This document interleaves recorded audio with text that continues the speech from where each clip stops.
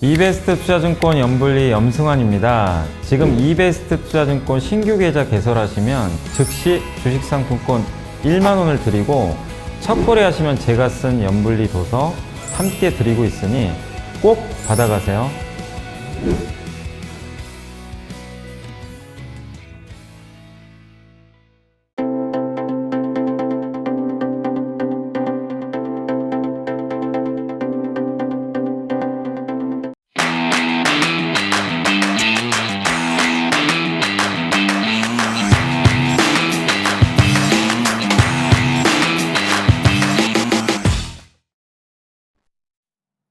네, 안녕하십니까.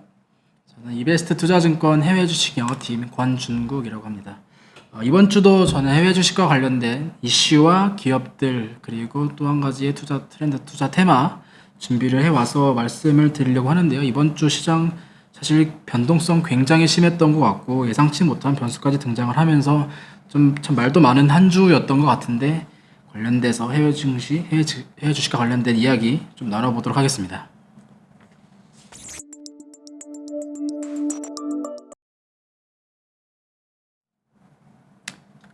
이번 주 미국 지수부터 말씀드리겠습니다.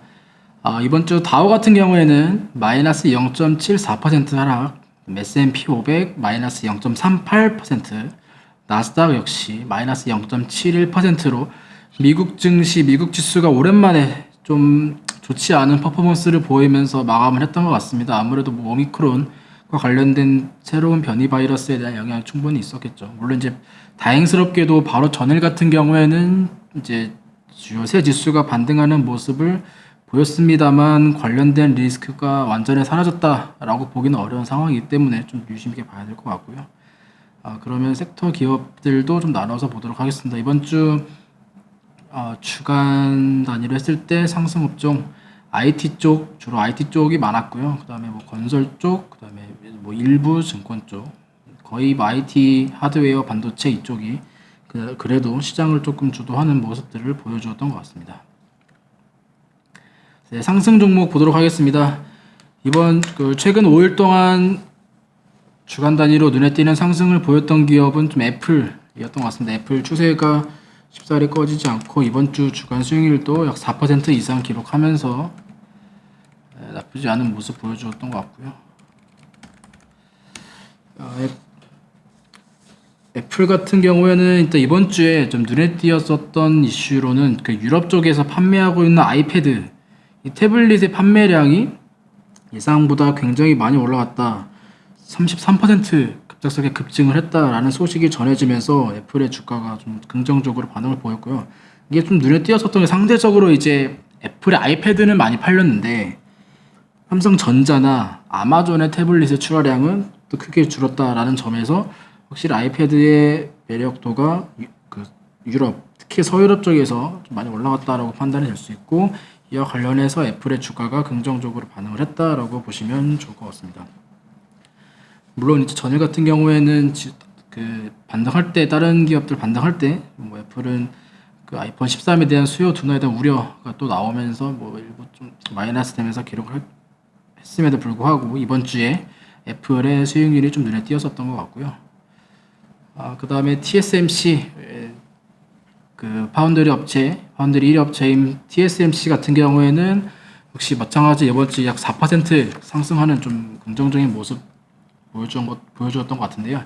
TSMC 같은 경우에는 그 인도 쪽에 인도 뉴델리에 이제 새로운 반도체 공장을 좀 투자에 대한 검토 보도가 나오면서 관련돼서 TSMC의 주가 좀 이번 주에는 긍정적으로 반응했었고 다만 주간 단위로 최근 추세 같은 경우에는 계속적으로 올해는 박스권에서 움직이고 있다라는 점. 아무래도 작년에 워낙 그 팹리스 파운드리 업체 급등에 따라서 TSMC가 수혜를 많이 받았었기 때문에 올해 같은 경우에는 뭐 계속적으로 좀 박스권에서 움직이고 있는 그러한 모습이다라고 보시면 좋을 것 같습니다. 이 외에 이제 보게 되면 뭐 주요 이제 반도체 하드웨어 시스코라던가 그 다음에 텍사스 인스트루먼트 같은 경우에는 지금 그 NXP라는 업체가 지금 삼성전자 M&A를 한다라는 뭐 루머 이런 보도가 좀 나오는 것 같은데 이 텍사스 인스트루먼트도 마찬가지로 삼성전자 M&A의 뭐 인수 후보다 뭐라는 뭐 그런 이야기들도 있는 것 같고요. 그리고 엔비디아도 이번 주에 마찬가지로 약 2% 정도 상승하는 모습들 보여줬던 것 같습니다. 주로 보게 되면 거의 IT 업종이 좀 주로 강세를 보였다라고 좀 확인할 수 있을 것 같고요. 하락 종목 같은 경우에는 이번 주에 이제 아무래도 그 새로운 바이러스 오미크론의 여파에 따라서 이제 뭐 봉쇄 우려, 그다음에 뭐 경제 위축 우려가 나오다 보니까 실질적으로 가장 크게 타격을 받을 수 있는 뭐 항공, 운항, 그다음에 뭐 유통 이런 쪽의 주가 흐름이 그렇게 좋지 못했던 것 같습니다. 가장 최상위에 있는 C 같은 경우에는 이제 뭐 동남아의 아마존이라고 불리는 유통회사인데 이 기업 같은 경우 이번 주에 주가가 좀 크게 좋지 못했죠. 마이너스 12% 기록하면서 많이 주간 단위로 많이 하락하는 모습들을 보여주었고요. 그리고 모더나 같은 경우에도 마이너스 8.5% 이번 주 주간 수익률 좀 부진한 모습 보여주면서 마감을 했던 것 같습니다. 이 오미크론에 대해서 지금 화이자 쪽에서는 기존의 백신으로도 충분히 가능하다, 예방이 가능하다라고 밝힌 반면에 모더나 같은 경우는 모더나의 CEO는 기존의 백신으로는 오미크론 예방에 효과적으로 발휘하지 못할 것이다. 뭐 이런 이야기 좀 상반되는 모습들을 보여주었는데 그러다 보니까 모더나의 주가가 굉장히 좀 변동성이 큰 모습 보여주었고요. 다만 이번 주 모더나 같은 경우는 이 오미크론 이외에도 그 경쟁사의 그 특허 관련돼서 이제 판결 소식이 있었는데 이 부분에서 이제 패소 판정이 나오다 보니까 이 부분 때문에 모더나 이번 주 주가도 좀 하락을 했다라고 보시면 좀 좋을 것 같습니다. 그리고 말씀드렸다시피 유통 쪽 말리바바라던가 뭐 쇼피파이, 그다음에 중국의 주로 유통인 징동닷컴까지 해가지고 월마트에서 전반적으로 유통한 회사들의 경기 위축 우려감에 따라서 좀 좋지 못한 모습들을 보여줬다 보시면 될 것 같고요. 그리고 이제 다섯 번째 세일즈포스도 이번 주에 마이너스 8% 굉장히 좋지 못한 모습을 보였던 것 같습니다. 세일즈포스는 실적 발표에서 부진한 가이던스 보다는 실적을 발표를 하면서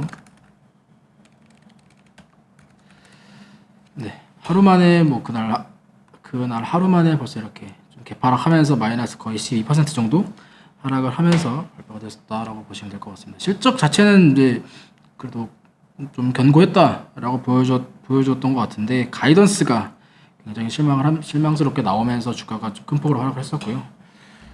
여파로 서비스나우 역시도 좀 영향을 받으면서 이번 주 물론 어제 일부 반등하긴 했었지만 좀 악영향을 받으면서 같이 좀 빠졌다라고 보시면 좋을 것 같습니다.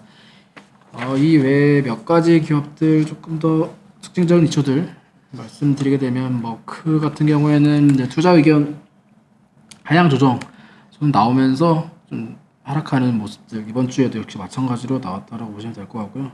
특징적으로 사실 이제 작년에 코로나 팬데믹 우리 이제 비대면 수혜주 중에 이제 줌비디오가 줌이 이제 굉장히 작년에 주가 흐름이 많이 올라오면서 좀 눈에 띄었었던 것 같은데 뭐 올해는 사실 좋지 못하죠. 작년에 굉장히 많은 뭐 10배, 거의 10배 정도 수준에 가까이 있게 굉장히 급등을 했었고 올해는 계속적으로 이제 빠지고 있는데 이번에 그 오미크론 여파가 나오면서 재차 이 비대면 IT 업종들 갈 때 줌비디오는 또 그렇지 못한 모습 그러니까 그 부분이 조금 눈에 띄었었던 것 같습니다. 줌비디오가 락다운이 없다라는 소식에도 불구하고 좀 하락했다는 점 지금 좀 특징적으로 눈에 띄었었던 것 같고요. 그리고 샤오펑 중국의 샤오펑 같은 경우에는 이제 친환경 대표적인 이제 중국의 신에너지 자동차 3대 기업 중에 하나가 이제 샤오펑인데 샤오펑 같은 경우에는 바로 전일이랑 그저께 같은 경우에는 하락하는 모습 보였었지만 그 전주 같은 경우에는 그 주 후반에 이제 전기차 판매 실적 발표를 앞두고 관련돼서 기대감들이 반영되면서 올라왔었다가 이제 증시가 좀 빠지면서 좀 하락하는 변동성 굉장히 큰 모습들을 이번 주에 좀 보여줬다라고 보시면 될 것 같고 그다음에 메타 플랫폼즈 페이스북이죠. 메타 플랫폼즈 같은 경우에도 그 작년에 이제 인수했던 기피라는 공유 플랫폼을 그 유럽 쪽에서 매각을 해야 된다라는 뭐 이런 이슈들 나오다 보니까 메타 플랫폼즈는 사명을 변경한 이후에 좀 추세를 반등하나 했었지만 그 이후에 다시 재차 좀 하락하는 모습들 보여주면서 재차 좀 박스권을 좀 다시 박스권 하단을 좀 뚫어주는 그런 모습들이 이번 주 주가에서 좀 눈에 띄었었던 것 같습니다. 이번 주 미국의 개별 기업들 소식은 뭐 이 정도로 조금 말씀을 드릴 수 있을 것 같고요. 중국도 이번 주에 좀 보게 되면 중국 상해는 이번 주 주간 5일 0.27% 상승 마감했었고, 중국 심천은 마이너스 0.08, 홍콩 항생은 마이너스 1.21, 중국 중시는 좀 혼조세를 좀 보여주는 모습들을 보여줬고요. 홍콩 항생 같은 경우는 아무래도 빅테크에 대한 기업 비중이 높다 보니까 이쪽에 대한 규제 우려가 계속적으로 나오고, 홍콩 중시는 올해 가장 좀 미국, 중국, 그다음에 홍콩, 뭐 우리나라, 유럽 포함해서 가장 좋지 못한 퍼포먼스를 계속적으로 이어나가고 있는 그런 모습을 보여주었던 것 같습니다. 바로 전일 같은 경우에도 그 빅테크 규제 우려 중에 이제 플랫폼 내 운전기사, 뭐 배달기사의 권익을 보장해야 되는 강화, 뭐 이런 된 소식들을 나오면서 아무래도 계속적으로 이 빅테크 기업들에 대한 규제는 이어지고 있다. 특히 그 부분은 홍콩 증시가 가장 크게 악영향을 좀 받고 있다라고 보시면 될 것 같습니다. 중국 증시는 사실 이제 뭐 이 연초 대비 수익률로만 봐도 미국이랑 확실히 비교가 되죠. 그렇다 보니까 이번에 오미크론 여파가 나왔음에도 불구하고 미국이 하락한 만큼 또 우리나라가 하락한 만큼 그렇게 크게 영향을 받았다라고 보긴 어려울 것 같고, 중국이 뭐 오미크론에 대해서 이 영향이 뭐 상대적으로 좀 제한될 것이다라는 분석도 있었고요. 그 다음에 뭐 경제 지표가 좀 긍정적으로 발표된 내용도 있었고요. 그렇다 보니까 조금 중국 증시는 이번 주 혼조세를 보이면서 좀 마감을 했던 것 같습니다.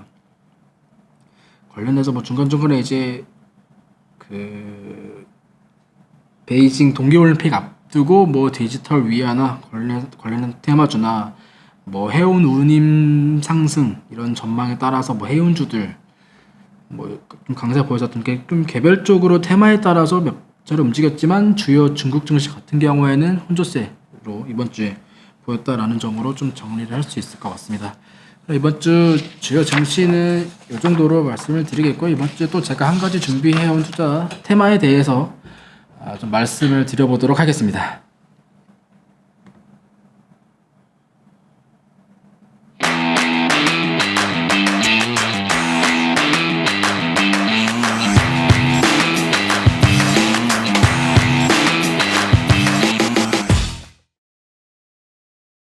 이번 주에 제가 준비해온 테마는 보시다시피 우주 항공과 관련된 이야기를 좀 준비를 해왔습니다.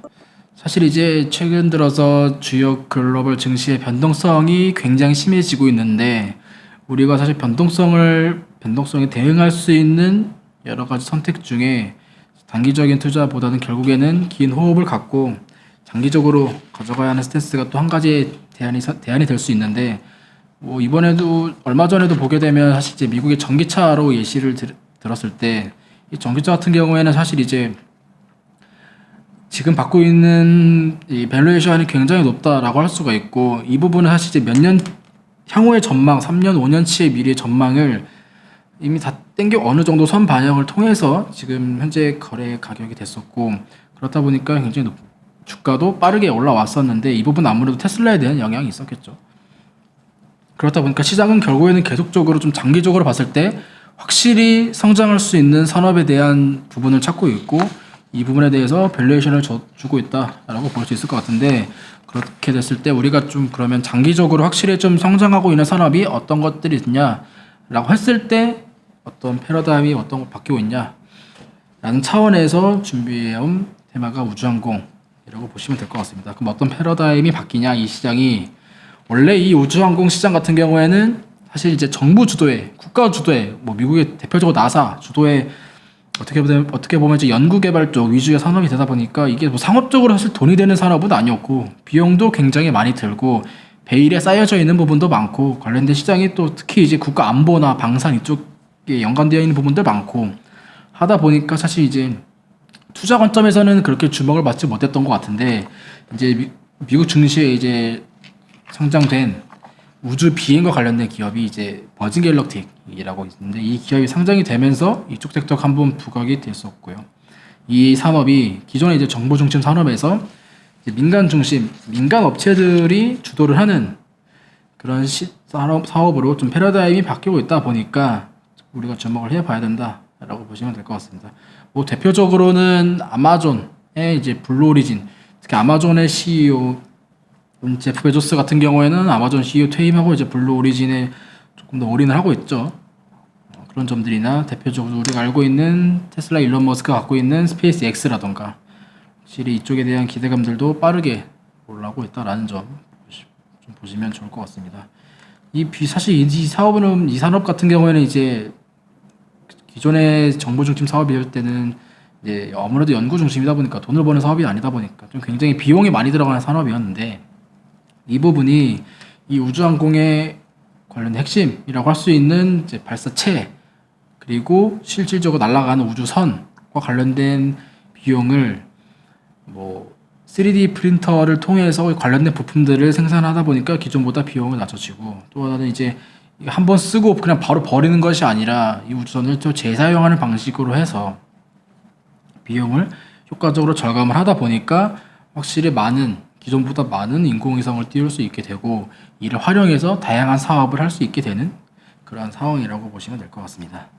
특히 이 산업은 이제 4차 산업과 관련해서 여러 산업에 좀 활용할 수 있는 그런 산업이라고 보시면 될 것 같은데 뭐 예를 들면 대규모 농사를 지을 때 활용할 수 있는 데이터들을 인공위성에서 수집된 데이터들을 활용하는 방법도 있고요.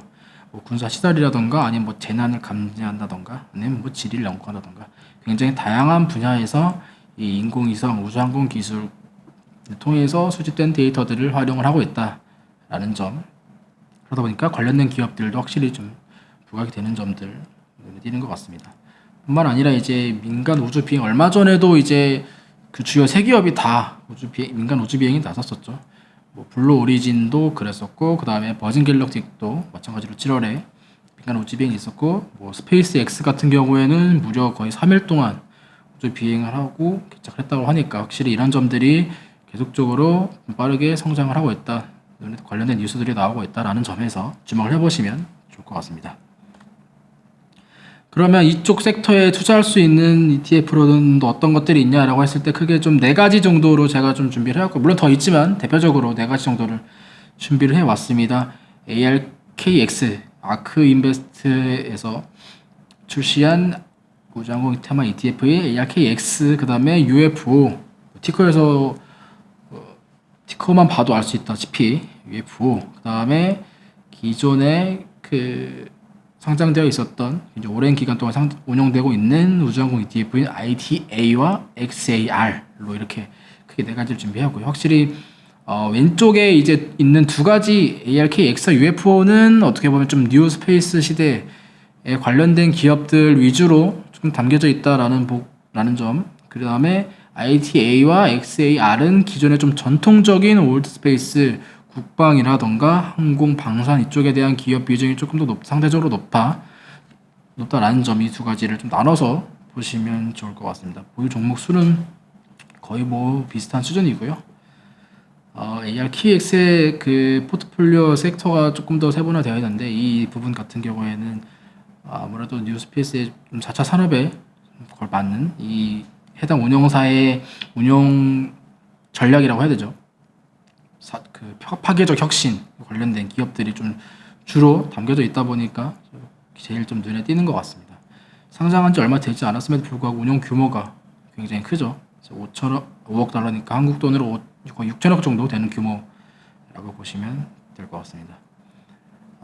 포트폴리오의 상위 기업들은 이따가 한 번 더 이 우주항공 ETF에 담겨져 있는 대표적인 기업들에 대해서는 이따 좀 간략하게 또 하나 말씀을 드리겠고 이 ETF의 특징으로 봤을 때는 말씀드렸다시피 ARKX는 뉴스페이스 관련된 기업들 위주로 운영을 하고 있고 좀 눈에 띄는 점은 이 ARKX의 2번째로 많은 비중으로 담고 있는 기업이 아니라 3D 프린터 ETF가 2번째로 비중이 담겨져 있을 만큼 이 ARKX 포트폴리오에 많은 비중을 담고 있다. 이 부분은 아까도 말씀드렸다시피 인공위성이라던가 발사체에 들어가는 부품을 3D 프린터를 통해서 제조를 하는 그런 부분들 때문에 수혜주로 분류가 되어 있다라고 보시면 될 것 같고요. UFO 같은 경우에는 그 개별 기업들이 이제 우주항공 관련된 매출이 50% 이상 나와야 되고, 그다음에 이 기업들의 비중이 전체 포트폴리오의 80% 이상을 담아야 된다라는 전략으로 좀 운영이 되고 있고요. IDA와 XAR 같은 경우에는 이 기업들을 담고 있는 기업들의 비중을 시가총액별로 나눠서 할 것이냐, 아니면 다 비슷한 비중, XAR 같은 경우에는 5% 수준으로 해서 상기업들이 좀 고르게 비중이 담겨져 운영이 되고 있다라고 보시면 될 것 같습니다. 그럼 이 ETF들이 어떤 차이가 있냐라고 봤을 때 수익률 조금 비교해 봤는데, 이 시점은 이제 ARKX가 가장 최근에 상장되다 보니까 이 상장 후에 그 주가 흐름을 좀 비교를 해 봤고요. 수익률을 봤을 때는 이제 UFO, IDA, ARKX, XAR 수준으로 나타났는데, 사실 이제 뭐 뉴 스페이스, 올드 스페이스가 사실 섞여 있는 부분들이 있지만, 전반적으로 봤을 때는 좀 상대적으로 소폭 살짝 미세하게나마 좀 뉴 스페이스 관련된 ETF에 대한 흐름이 조금 더 좋았다라고 볼 수 있을 것 같고요.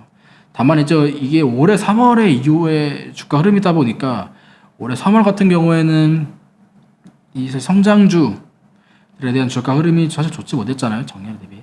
특히 이 우주항공 같은 경우에는 지금 입장에서 이 산업들이 돈을 버는 사업들이 아니다 보니까 성장주들의 밸류에이션이 하락했을, 밸류에이션 부담에 빠졌을 때 조금 더 시장보다는 언더퍼폼 하면서 빠졌기 때문에 지금 주행률은 전반적으로 공통적으로 좋지 못한 모습들.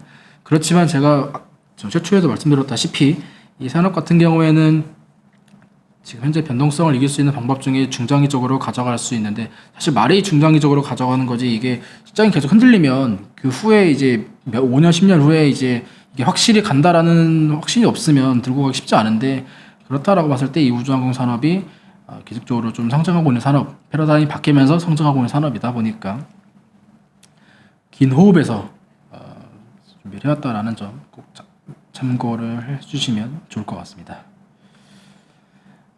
주요 기업들, 우주항공 관련된 주요 기업들 관련돼서 대표적으로만 몇 가지 한 11개 정도만 정리를 해봤고, 종목 코드랑 그 다음에 이 기업명, 그 다음에 이 기업들이 간략하게 주로 어떤 기업들인지 좀 나눠서 준비를 해왔습니다. 주로 보게 되면 이제 그 위치 기반 소프트웨어라는 거는 이제 인공위성에서 수집된 데이터들을 어떻게 가공을 해서 이 데이터들을 어떤 사업부에 제공하고 어떤 산업에 제공하고 이를 또 어떻게 활용할 수 있는지에 대한 솔루션을 제공한다라는 그런 기업인데, 이 드림블 같은 경우에는 ARKX에 좀 많은 비중이 담겨져 있는 그런 기업이라고 보시면 좋을 것 같고, 전반적으로 좀 보게 되면 이제 방산 쪽, 그다음에 항공이나 뭐 미사일, 레이더 관련된 데이터 시스템 관련된 기업들이 주로 담겨져 있고, 이리디움 같은 경우에는 그 위성 통신 네트워크, 그러니까 기존에 이제 무선 통신 인터넷이 도달하기 힘든 지역들, 뭐 오지라던가 항공기라던가 선박 요런 데 이제 도달하기 힘든 지역에 그 인공위성을 활용한 무선 인터넷을 제공할 수 있다라는 그런 내용이고요. 버진 갤럭시 같은 경우에는 아까도 말씀드렸다시피 상장되어 있는 유일한 민간 우주 여행 기업이죠. 그 관련해서 또 주목을 많이 받았었고, 로켓랩 같은 경우에는 소형 위성 발사체를 개발하고 생산하는 그런 기업이고요. 전반적으로 우주항공과 관련된 분야에서 좀 매출이 어느 정도 나오고 있는 그런 기업들이라고 보시면 좋을 것 같습니다. 그래서 오늘 좀 짧게나마 이제 그 우주항공 해외 주식에서 우리가 투자할 수 있는 테마적인 우주항공 관련된 이야기를 좀 준비해 와서 말씀을 드렸는데, 계속적으로 말씀드리지만 이제 이 변동성을 사실 우리가 정확하게 예측을 할 수 있으면 물론 너무 좋겠지만, 변동성 장세가 닥쳤을 때 또 지금 증시가 그러니까 그럴 때 저희가 좀 대응을 해야 되는데, 그 중 한 가지가 어떻게 보면 좀 단기적인 투자보다는 굉장히 좀 장기적 호흡을 가져가야 되는데, 이게 뭐 그냥 말이 쉽지 어떻게 가져가냐라고 봤을 때 미래에 대한 확신, 미래에 대한 성장에 대한 확신을 어느 정도 갖고 있어야 되는데, 이 부분을 우리는 시장에서는 전기차를 통해서 확인했었고, 그렇게 되면 또 하나의 우리가 전기차 이외에 좀 중장기적으로 갈 수 있는 산업이 어떤 것이냐 라고 했을 때 패러다임이 바뀌는 우주항공 관련된 이야기를 제가 준비를 해왔고 좀 말씀을 드렸습니다. 투자하시는데 도움 되셨으면 좋겠고요. 이번 주에 준비해온 이야기는 여기까지 말씀을 드리도록 하겠습니다. 저는 EBS 투자증권 해외 주식 영업팀 권준국이었습니다. 네, 감사합니다.